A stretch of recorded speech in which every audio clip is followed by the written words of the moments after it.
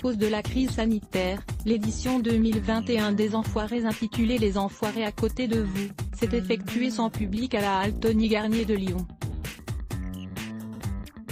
Un événement retransmis le 5 mars dernier sur TF1 devant 9,2 millions de téléspectateurs et auquel a participé Patrick Bruel.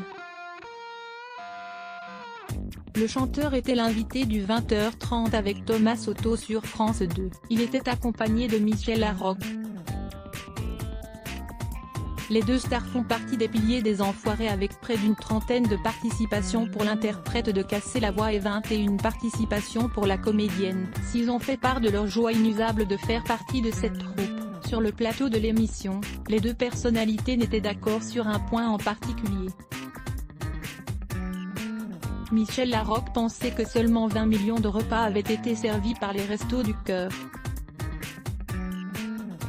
Mais Patrick Bruel lui a signifié que c'est plutôt 120 millions de repas qui ont été servis par l'association créée par Coluche, la somme de 20 millions correspondant à la somme totale collectée grâce aux Enfoirés. À noter que chaque année, au lendemain de la diffusion du show sur TF1, un double CD et DVD issu du concert est mis en vente partout en France. Chaque vente permet à l'association de distribuer 17 repas. Coup de sang. Le même jour, celui qui est à l'affiche de Villa Caprice, était l'invité de Pascal Nègre sur RFM. Il a distribué les bons et mauvais points aux réseaux sociaux qu'il considère comme une avancée technologique et sociale absolument considérable qui a des meilleurs d'avantages, qui donne accès à la culture, à la communication. Toutefois, il reconnaît qu'il y a des gens qui s'expriment et qui ne devraient pas pouvoir s'exprimer sur les réseaux sociaux. Les modérateurs ne font pas toujours leur boulot et ça peut être extrêmement néfaste, extrêmement dangereux.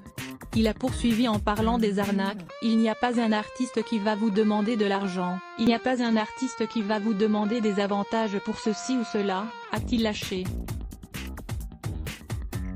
Pardon de faire un quart d'heure un peu long là-dessus, mais c'est important parce que je ne suis pas le seul artiste à en avoir marre. Beaucoup d'artistes se plaignent.